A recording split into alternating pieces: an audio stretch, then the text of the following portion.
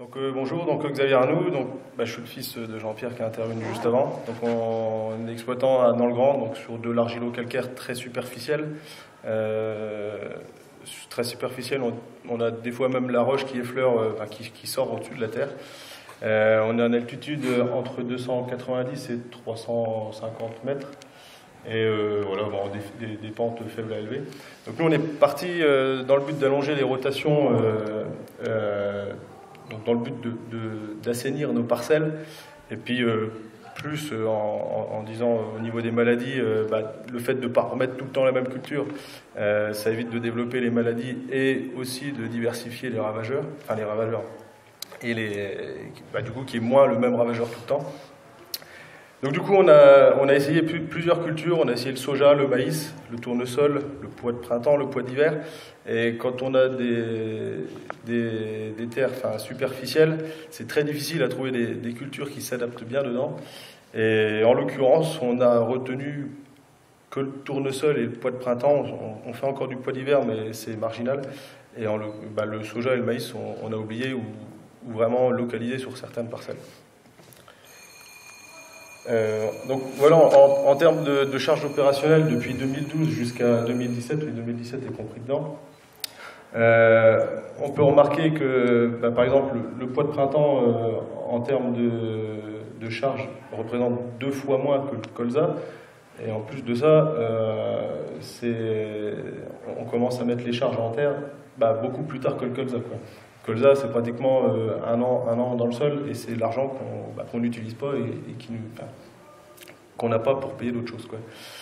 À rappeler que les pois de printemps, c'est de la semence fermière. Donc, bien sûr, la première année, on a dû semer de la semence achetée, mais sinon, c'est de la semence fermière. Sinon, économiquement, c'est pas possible. Les orges de printemps, les blés sont des semences fermières, et les colzas, sur la dernière année, en partie. Sinon, avant, c'était essentiellement de la semence hybride. Mais nos dernières années, on est reparti sur une partie fermière. Jusqu'à même cette année, on n'a que de la semence lignée fermière. Et en tournesol, de toute façon, c'est de l'hybride. On va passer sur les rendements. Rendement en colza pluriannuel, on est à 27 quintaux, 8 taux de moyenne. On remarque que c'est vachement hétérogène. On regarde en 2013, c'était une année difficile, même si nous, on a eu, entre guillemets, la chance d'être grêlé. On ne l'a pas mis là, la part de grêle qui a été rajoutée sur le rendement, mais on la remet dans la marge brute qu'on verra tout à l'heure. Sinon, 2017, une année, pour nous, une très bonne année en colza, qui est même un rendement presque historique, comme dit, malgré l'absence d'insecticides. En blé, les 2 dernières années nous plombent pas mal. On termine depuis 2012, on est à 68 quintaux de moyenne, même si je pense que c'est quand même bien représentatif de l'exploitation. En 2012, on a eu 2 tiers je pense que c'est un peu chez tout le monde pareil, on a eu 2 tiers des blés à peu près qui ont été retournés dû au gel. Du coup, les 63 quintaux 6, c'est seulement sur les hectares qui restaient. De la même manière, les charges qui avaient été mises sur les 2 tiers gelés, on les a remis dans la marge brute. Du coup, effectivement, ça fait une grosse charge opérationnelle pour 2012 pour le blé. En rendement poids, pareil, c'est très hétérogène. On démarre avec des très bonnes années, 2012-2013.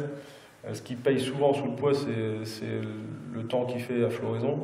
On a soit des années très pluvieuses, soit des années très sèches au moment de la floraison, et c'est pas l'idéal pour le poids.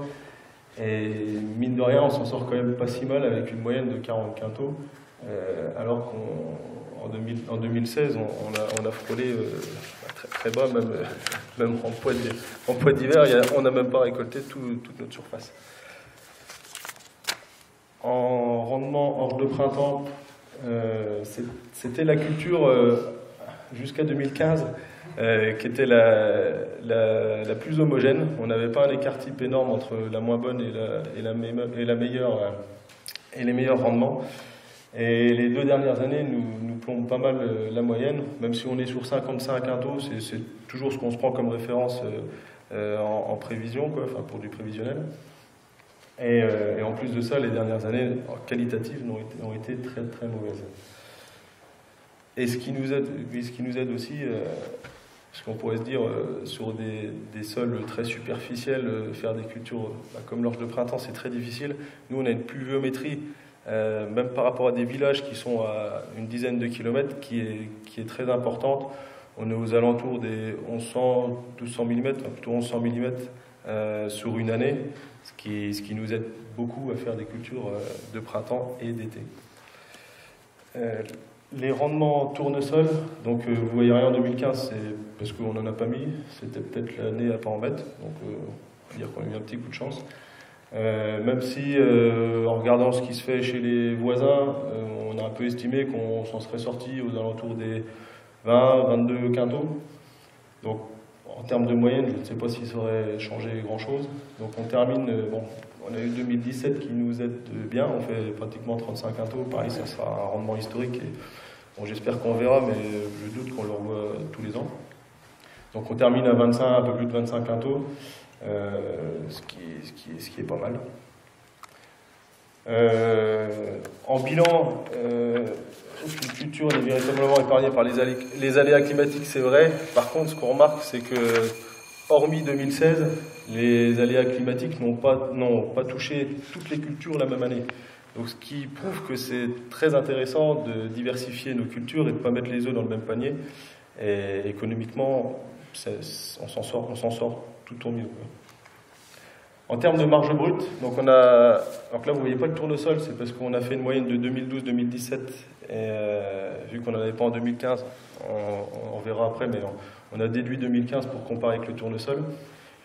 On s'est basé sur une base 100 colza, et on a comparé les marges des autres cultures. Donc on remarque que le blé représente 112% par rapport à la marge brute du colza. L'orge de printemps est quasiment égale à celle du colza, et le poids de printemps est à 122% par rapport au colza. Donc, ce qu'on peut remarquer, c'est ce qu'on n'aurait pas pensé au début de l'allongement des rotations, c'est que la diversité des cultures ne pénalise pas la marge brute. C'est souvent, alors c'est peut-être atypique à chez nous, mais nous, le fait de mettre du tournesol ou du pois nous a pas fait baisser notre marge brute, et voire même, on pourrait dire qu'elle nous l'a fait augmenter.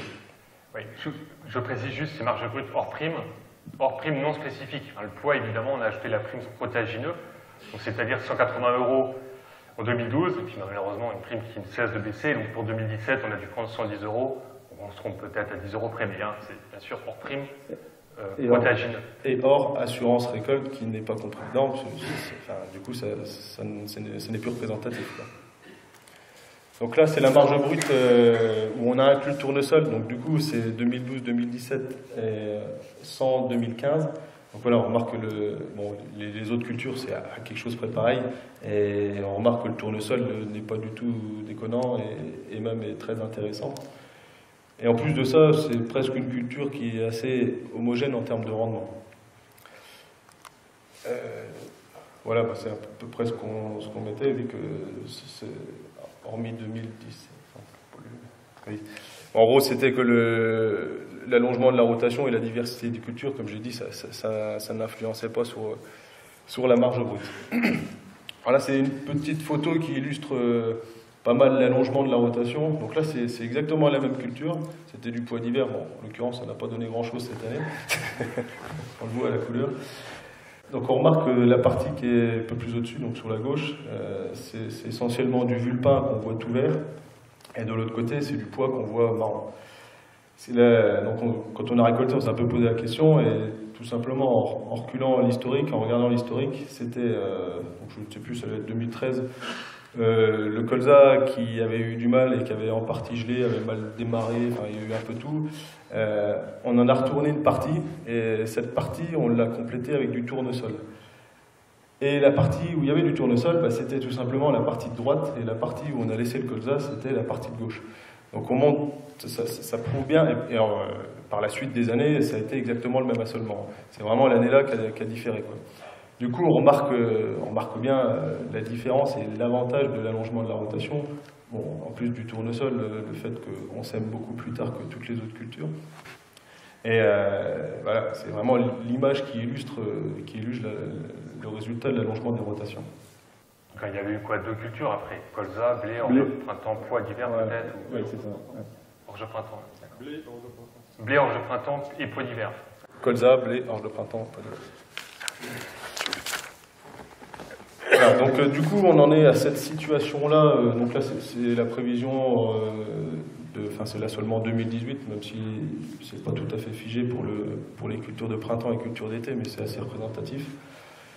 On a donc 52%, enfin on a 50% de cultures de printemps. Pour faire simple, on a un tiers de blé, on a un tiers d'orge de printemps, et le dernier tiers c'est du colza, du pois et du tournesol. On serait tenté de mettre plus de pois et plus de tournesol. Un seul bémol, c'est sur la récolte.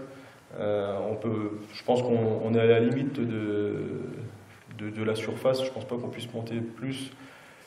Déjà le tournesol, hormis cette année où on a eu une plage qui était relativement grande, c'est très difficile à récolter. On n'a pas tous les jours la possibilité d'aller récolter. Et en plus de ça, c'est des plages qui sont très réduites. On peut commencer en début d'après-midi et quand il arrive 5h30, voire même avant, l'humidité monte et puis ça va plus pour faucher. Et les pois de printemps, c'est un peu pareil. Les dernières années, on n'a pas eu trop de pois couchés et trop bas. Mais nous, on arrête notre moisson pour aller faire du pois. Dès lors que le pois est prêt à moissonner, on y va. Et si on avait une centaine d'hectares, des années très difficiles ou même des années presque normales, ça serait pas possible, quoi. Et du pois qui tombe par terre, qui germe, voilà. Donc on en arrive à une limite. Comme je dis, on serait poussé à en mettre plus, mais la limite de la récolte nous l'empêche. Comme dit mon père, on n'a pas de rotation type. On a toujours notre colza, blé, orge de printemps traditionnel. Et on s'en va souvent sur deux rotations différentes. Donc une où on commence avec du pois de printemps ou du tournesol. Pour les cultures les parcelles qui sont vraiment très difficiles et qui ont relativement vulpin, on remet une orge de printemps juste derrière et on rajoute un pois de printemps, ou tournesol. Du coup, on enchaîne 3 cultures de printemps-été afin d'assainir le plus possible en termes de vulpin ou autre adventice. Et puis on repart sur du blé, orge de printemps, où on retourne directement à du colza.